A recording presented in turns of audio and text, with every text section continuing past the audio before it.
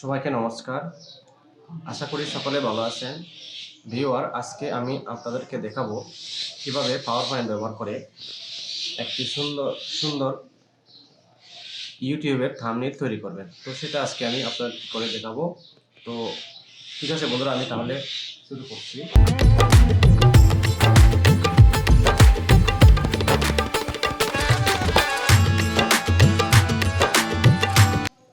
এখানে tax box নেওয়ার পর আমি এখানে কিছু লিখবো।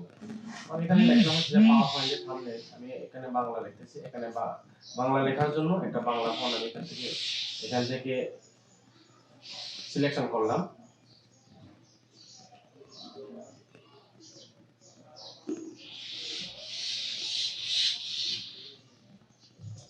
বাংলা ফন্ট সিলেকশন করার পর আমি বাংলা সফটওয়্যার থেকে এটাকে বাংলা মোডে করে দিলাম। এখন আমি এখানে কিছু লিখলাম। তো আমি লিখলাম পাওয়ার পয়েন্ট দিয়ে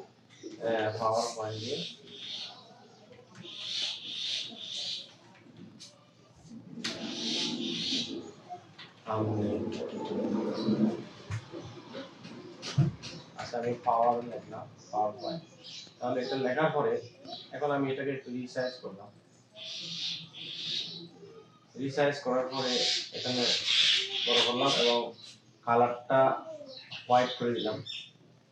হোয়াইট করে দেওয়ার পরে এটাকে একটু বোল্ড করে দিলাম এবং এখন আমি এখানে লেখার স্টাইলগুলো একটু চেঞ্জ করে দেবো। লেখার ডিজাইনগুলো চেঞ্জ করার জন্য আমি এখান থেকে একটা ডিজাইন দিলাম, বাংলা একটা ডিজাইন।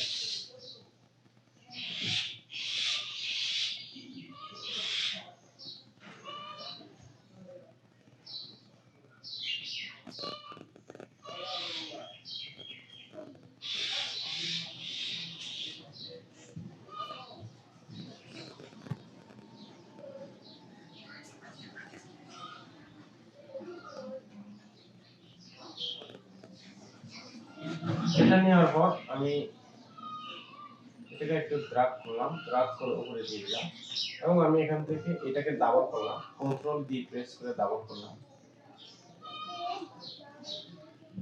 তারপরে এখানে দিয়ে লিখলাম, তারপর এটাকে আবার ডাবল করলাম, এখানে লিখলাম থাম্বনেইল তৈরি।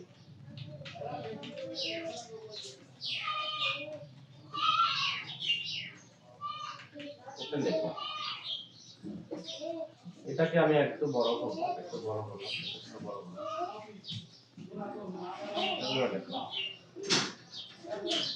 তারপর দিয়ে এটাকে একটু যথেষ্ট পরিমাণে বড় করব।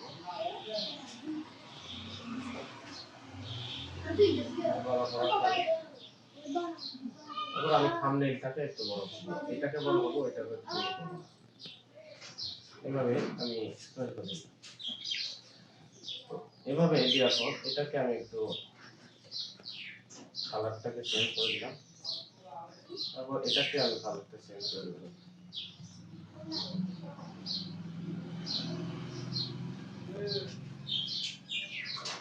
এভাবে দিলাম।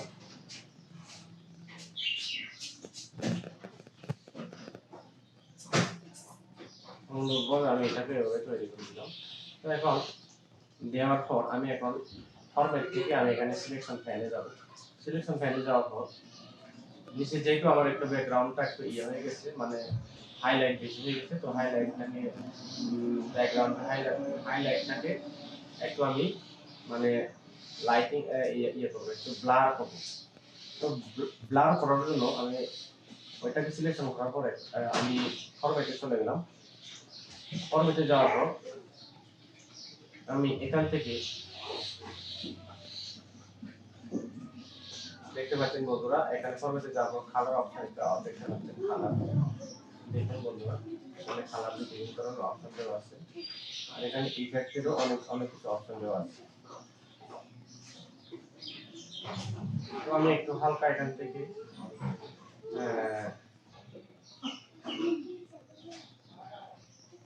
আরো একটা ইয়ে করার জন্য, মানে ইফেক্টটাকে সুন্দর করে দেওয়ার জন্য ওখান থেকে একটু আর্টিস্টিক ইফেক্ট নিয়ে নিলাম। নিয়ে নেওয়ার পর যেটা করবো সেটা হচ্ছে যে আমি একটু হাইলাইটটাকে ফিল কালারটাকে পিকচারের যে পিকচার কালেকশন, এই যে দেখতে পাচ্ছেন ব্রাইটনেস এবং হচ্ছে যে এখানে দেওয়া আছে পিকচার কালার এবং ব্রাইটনেসটাকে একটু হালকা করব, কন্ট্রাস্টটাকে হালকা একটু কমাবো, স্যাচুরেশনটাও আমি একটু হালকা করে দেব এবং টেম্পারেচারটাকে একটু মাইনাস করে দেব। এরপর যেটা করব, এত কিছু দেওয়ার পরও আমার মনে হয় যে এটা সুন্দরই দেখাচ্ছে। এটা করার পর আমি যদি অন্য কিছু এটা করার পরে যদি অন্য কিছু ইফেক্ট যদি দিতে চাই বা অন্য ডিজাইন করতে চাই, তাহলে আমি আবার আমার কম্পিউটার থেকে কতগুলো পিএনজি সেভ আছে, ওই পিএনজি সেভগুলোকে আমি এখন নিয়ে আনবো। পিএনজি সেভগুলোকে একটু দিয়ে দেবো, আর কিছু ইফেক্ট দিয়ে দেবো আমি দেওয়ার জন্য। তো আমি এখানে কর্নারে এটা দিলাম, তারপর আরো নিয়ে আসবো আমি এখানে কালারটাকে একটু আমি পাতলা করতে চাচ্ছিলাম।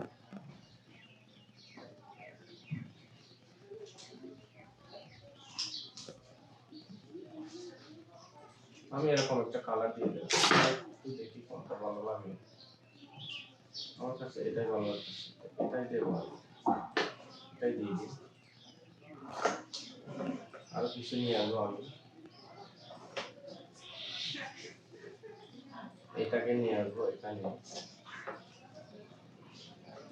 এটাকে রিসাইজ করে এটাকে এদিকে দিয়ে দেবো। তারপর আরো কিছু নিয়ে আসবো,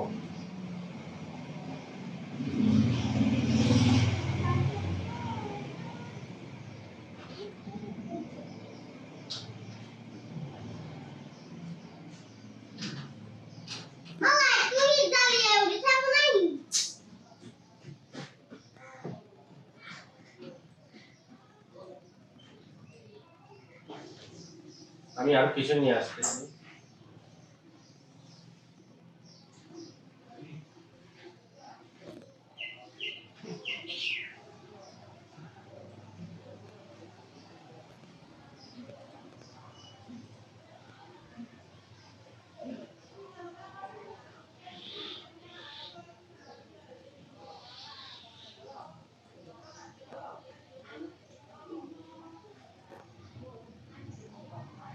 আমি ডাবল করতেছি,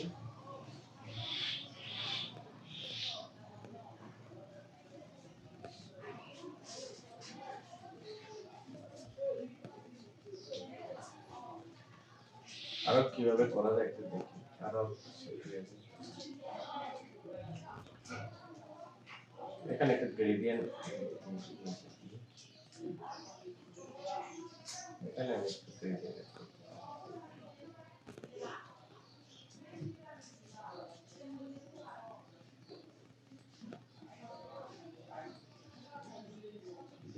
হয়, তাহলে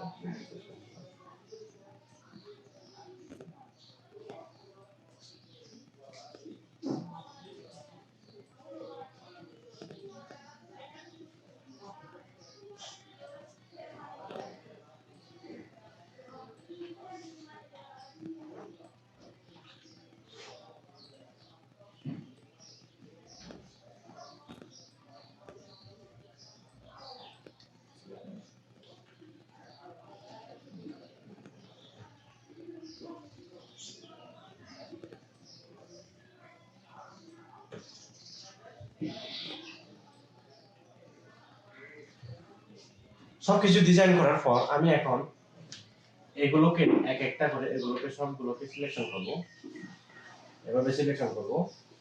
কিবোর্ড থেকে কন্ট্রোল চেপে রাখবো আমি, কিবোর্ড থেকে কন্ট্রোল প্রেস করে এখানে এখানে সবগুলোকে এভাবে সিলেকশন করব। কন্ট্রোল চেপে রাখা অবস্থায় সবগুলোকে ব্লক করবো। এখানে যতগুলো আমার অবজেক্টিভ আছে সবগুলো অবজেক্টগুলো আমি এখানে ব্লক করে রাখবো।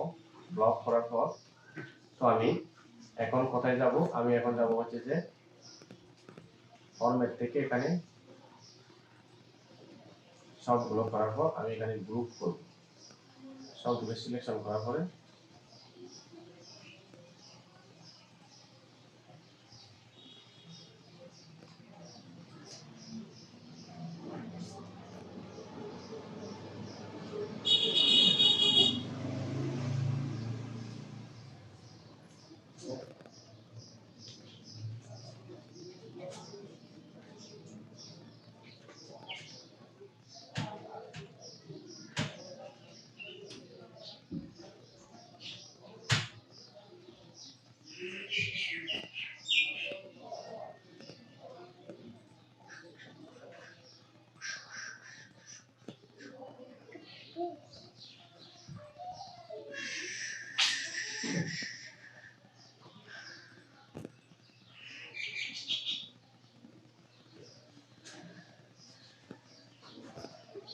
সিলেকশন করার পর আমি এখানে কাট করব, এক্সপ্রেস করে কাট করব।